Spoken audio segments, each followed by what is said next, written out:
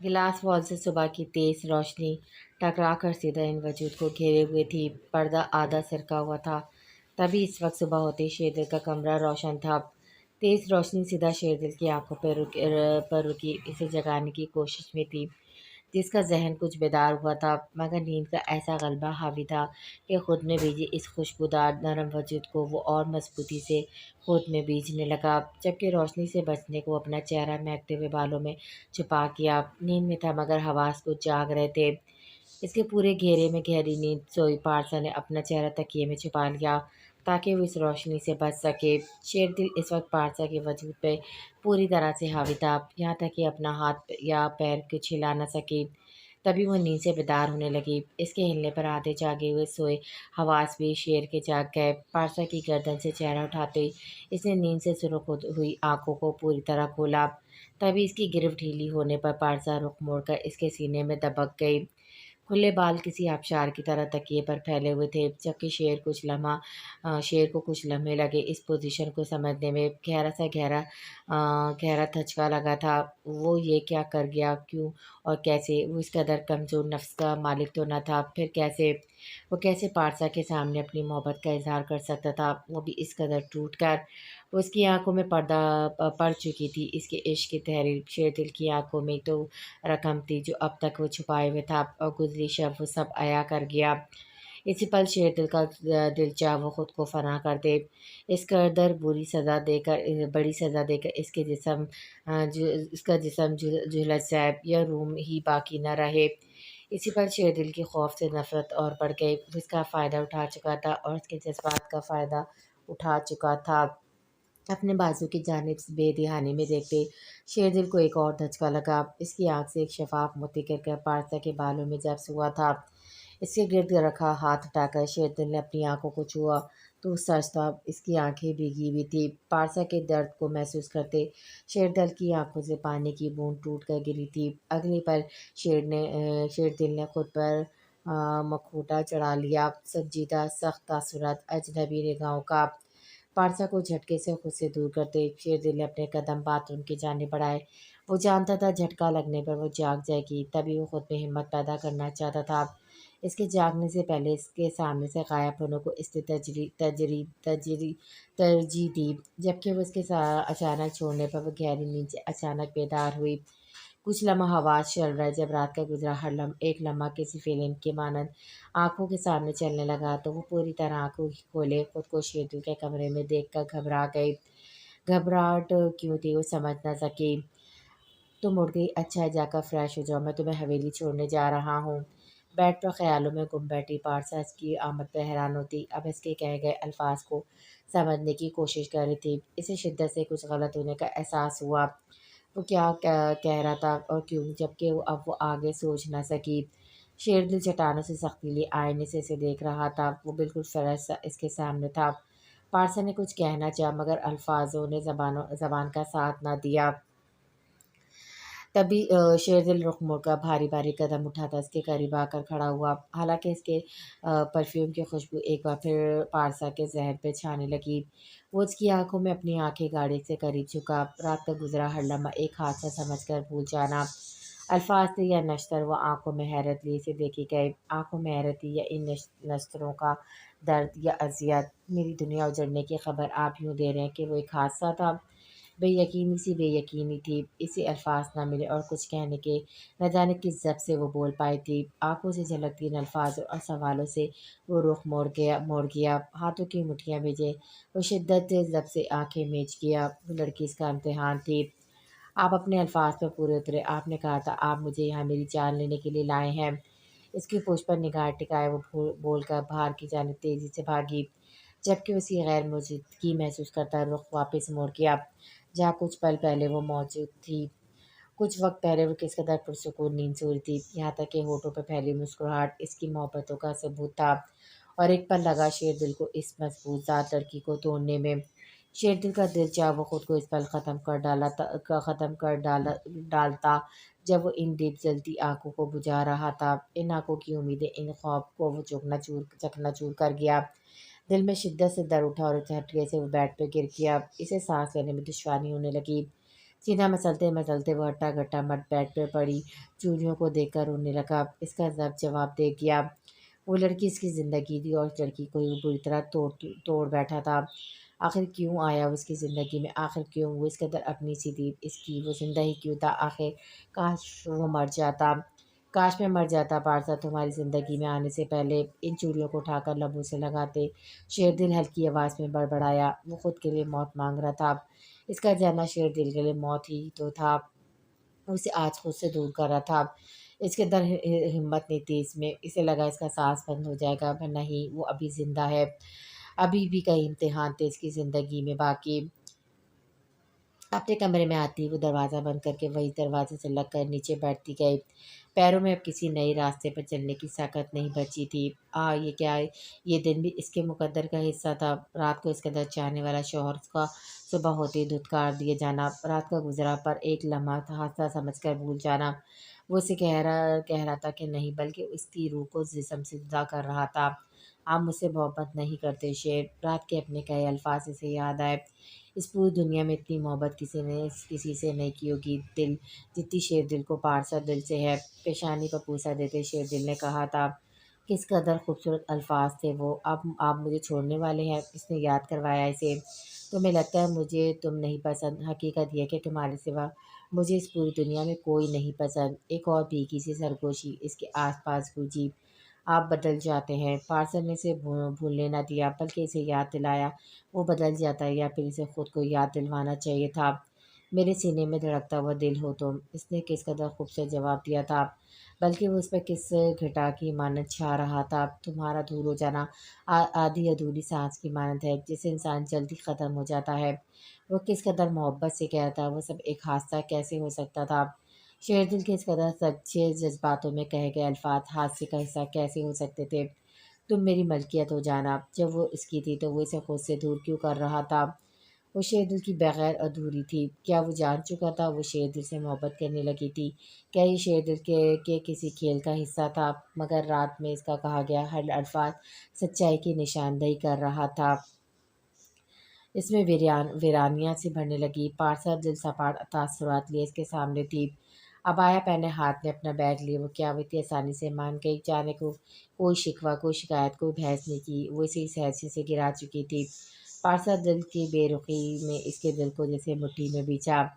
وہ کچھ بھی کہنے کے قابل نہ رہا۔ درد شدت اختیار کرنے لگا۔ ایک بار پھر اسے لگا وہ پارسا کو آخری بار دیکھ رہا تھا۔ وہ اسے دیکھے گیا بے اختیار، بغیر کسی چیز کی پرواہ کیے، جبکہ وہ اس کی جانب دیکھ تک نہیں رہی تھی۔ وہ یہی چیز بے حد تکلیف دہ تھی۔ نہ جانے کس خلا میں دیکھتی اسے اپنے حواس میں نہ لگی۔ کیا پارسا شیر دل کو اپنے شیر دل سے نفرت ہو گئی تھی؟ کیا شیر دل کامیاب رہا تھا؟ مگر وہ جاننا چاہتا تھا وہ اس کے بارے میں کیا سوچ رہی ہوگی، جبکہ وہ خاموش رہی۔ گہرا سانس بامشکل لیتے شیر دل نے اس کے ہاتھ سے بیگ لے کر قدم باہر کی جانب بڑھاتی ہے اور وہ بھی چپ چاپ اس کے پیچھے چلنے لگی۔ بیگ کار کے ڈگی میں رکھتے شیر دل نے ڈرائیونگ سیٹ سنبھالی۔ آگے بیٹھنے کی بجائے پارسا دل پیچھے بیٹھ گئی اور وہ کچھ بھی کہہ نہ سکا۔ یقیناً کوئی اور وقت ہوتا تو وہ کبھی بھی اپنی جگہ خالی نہ چھوڑتی۔ اپنے ہوتے ہوئے بھی اسے وہ یاد دلا گئی کہ اب پارسا دل شیر دل کی زندگی کا حصہ نہیں رہی۔ سینہ مچلتے شیر دل نے ایک بار بیک ویو مرر سے اسے دیکھتے کار سٹارٹ کی۔ وہ اپنے ہاتھوں کی جانب دیکھی تھی، بنا پلکیں جھپکتے، نہ جانے وہ کن سوچوں میں گم تھی۔ سر جھٹکتے شیر دل نے دھیان سامنے کی جانب کیا، مگر اس پہ دھیان نہ دیتے ہوئے بھی اس کا ذہن پوری طرح اس کی جانب لگا ہوا تھا۔ آغا جان، آپ کچھ دیر آرام کرنا چاہیں؟ آپ تھک گئے ہوں گے۔ وہ اٹھے گی تو میں آپ کو بلا لوں گا۔ آغا اپنے عقب سے آئی آواز پر حیران ہو کر پلٹے۔ وہ واقعی اس کمرے میں اس پل موجود تھا، اور کتنے وقت بعد اس نے بات کی تھی۔ آپ اپنی قسم دے کر مجھ سے یہ نکاح تو کروا لیں گے آغا، مگر کبھی اسے قبول نہیں کروں گا۔ باغی لہجے نے ان کے جلال کو بھڑکایا تھا، اور وہ بھی اپنی انا کے ہاتھوں مجبور۔ اس سے ہر بات چیت کا تعلق نہ جانے اس دن سے ختم کر چکے تھے۔ آج اتنے وقت بعد اس کا خود کو یوں مخاطب کرنا انہیں حیران تو کر گیا تھا۔ کہاں وہ شیزہ کی شکل دیکھنا گوارا نہیں کرتا تھا، اور انہیں پکارنا تو دور، وہ ان کی جانب دیکھنے سے بھی گریز برتنے لگا تھا۔ اور آج یہاں کھڑا وہ ان کی فکر میں بول کر انہیں حیران کر گیا، یا پھر پریشان۔ اسے یک ٹکے دیکھے گیا۔ کیا وہی عورتوں سے نفرت کرنے والا ان کا باغی بھتیجا تھا؟ صالح شاہ کے بعد کوئی تھا ان کے سامنے کھڑا ہونے والا تو وہ یہی تھا، ذاکون شاہ۔ اس دن ان کے سامنے تو سب اس کی شادی کی بات کر رہے تھے، اور شیزا اس کے لیے ذاکون کا ہونا یا نہ ہونا شاید برابر تھا۔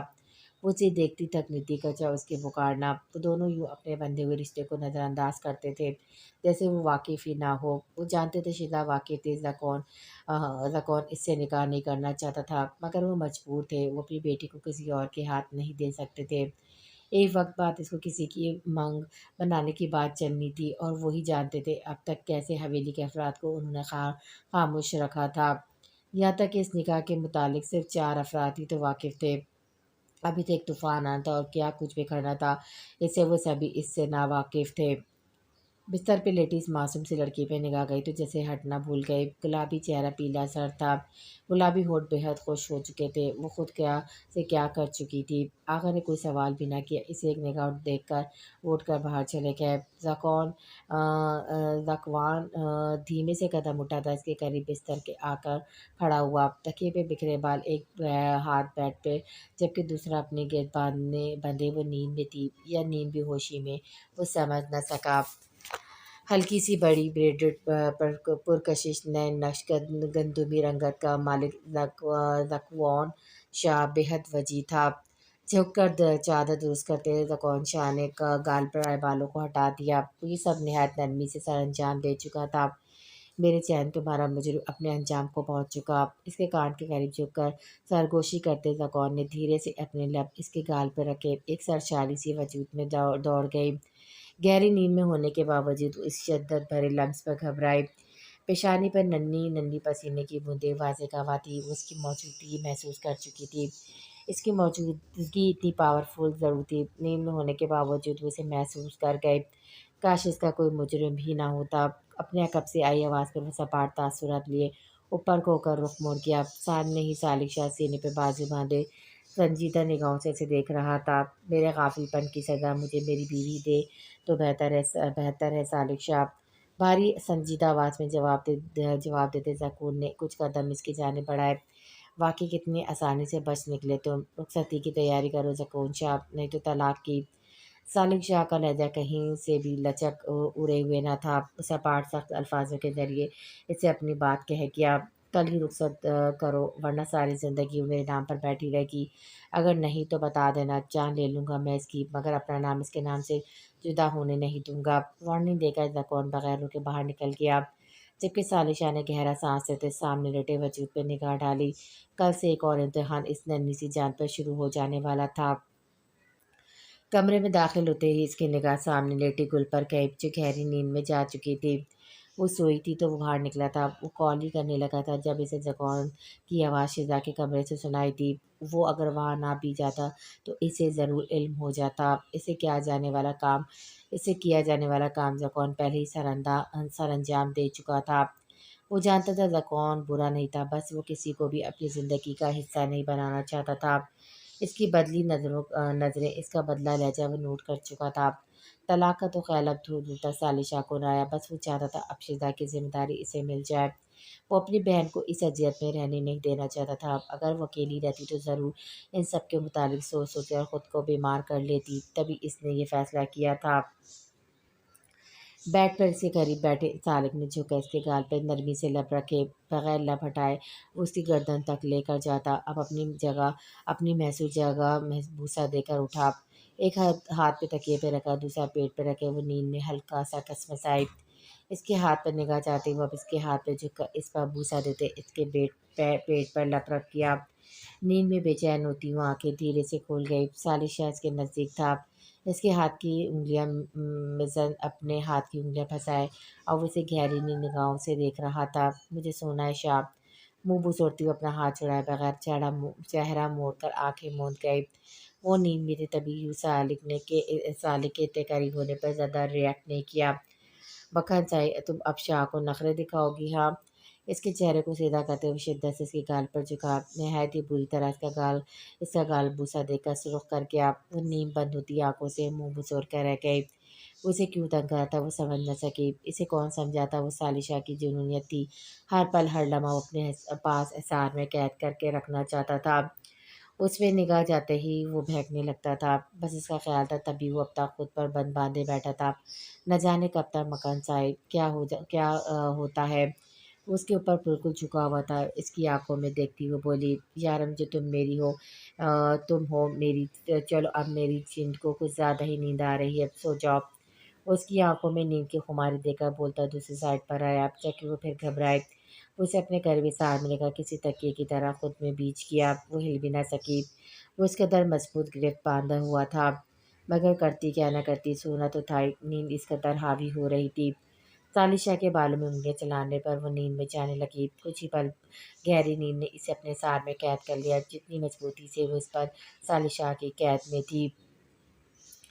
کار ڈرائیو کرتے بار بار اس کی نگاہ پارسا دل کی بھیگی آنکھوں پر گئی تھی۔ وہ خود پر نہ جانے کیسے بند باندھے بیٹھا تھا۔ وہ جان بوجھ کر لمبے راستے سے آیا تھا۔ بالآخر 2 گھنٹے کے سفر کے بعد وہ پہنچ ہی گئے۔ سامنے وہ حویلی تھی جہاں سے وہ اپنے ساتھ لایا تھا۔ کیا سوچ کر کیوں وہ اب تک خود بھی جان نہ سکا، اب وہ اسے یہاں واپس لے آیا چھوڑ جانے کے لیے۔ دل پر جیسے گہری ضرب لگی تھی۔ کار رکتے ہی پارسا نے دروازہ کھول کر اپنا بیگ اٹھائے بغیر قدم اندر کی جانب بڑھائے۔ وہ اس کی جانب دیکھے بغیر چلی گئی اور اسے دیکھتا رہ گیا۔ نہ جانے کتنے لمحے سے رکھ گئے اس پر ہوئی جگہ کو خالی ہوئے۔ وہ کچھ پل پہلے تک اس کے پاس ہی تو تھی، یہیں اس کے قریب، جہاں اس کی مہک اس تک بآسانی پہنچ رہی تھی، جہاں وہ اس کی چلتی سانسوں کی آواز اطمینان سے سن سکتا تھا۔ اور وہ اتنی جلدی میں اندر گئی کہ کچھ کہہ بھی نہ سکا۔ اس کا دل متلا اسے دیکھنے کو، اس کی بھیگی آنکھیں صاف کرنے کو، مگر وہ بے بس تھا اپنے آگے یا اپنی محبت کے آگے۔ وہ اسے 2 پل کا رونا لے کر ساری زندگی کا غم نہیں دے سکتا تھا۔ تبھی خود کو مضبوط کرتے شیردل نے قدم باہر رکھے، ڈگی سے بیگ نکال کر وہ اندر آیا۔ سامنے ملازم اپنے کاموں میں مصروف تھے، حویلی کا کوئی فرد سامنے نہیں تھا۔ بیگ رکھ کر وہ یوں ہی پلٹ آیا، مگر اچانک وہ رکا، تیز قدموں سے پلٹ کر اس کے بیگ تک آیا، زپ کھول کر اس میں سے مطلوبہ چیز نکال کر زپ بند کرتے اسے تیزی سے بغیر مڑے قدم باہر کی جانب بڑھا دیے۔